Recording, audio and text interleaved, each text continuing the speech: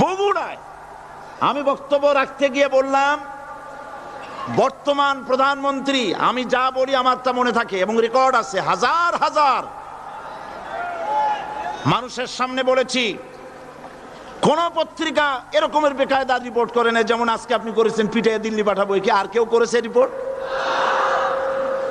সেখানে আমি বলেছি 4 দলের মহাসমাবেশগুলি দেখে প্রধানমন্ত্রীর মাথা খারাপ হয়ে গেছে। আর মাথা খারাপ হইতেই পারে, যেহেতু ফ্যামিলি অ্যাফেয়ার্স যদি খারাপ থাকে মাথা গরম থাকে।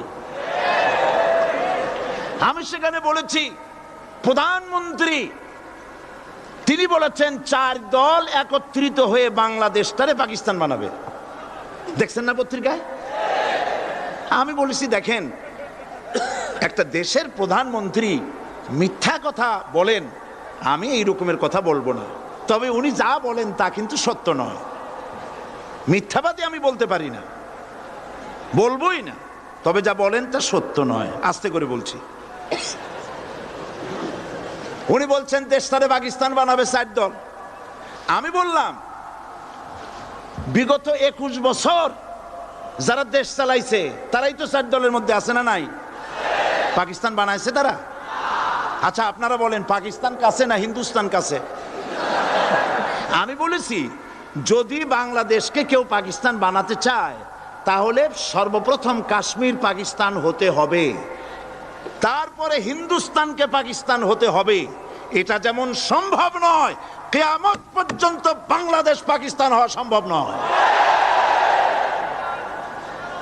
আমার এই স্পষ্ট বক্তৃতার হাজারো রেকর্ড আছে বগুড়ায়। কেউ ধরনের বাজে রিপোর্ট করেনি। যুগান্তর লিখেছে, সাইদি বলেছে কাশ্মীর পাকিস্তান হইলেই বাংলাদেশ পাকিস্তান হয়ে যাবে।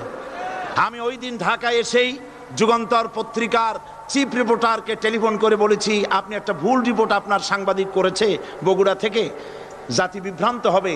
আমি একটা প্রতিবাদ পাঠালাম, অনুগ্রহ করে আমার প্রতিবাদ ছেপে দিবেন। ওনরা সাংবাদিকতার প্রতি মর্যাদা দিতে গিয়ে আমার এই বক্তব্যটা ছাপেন নাই।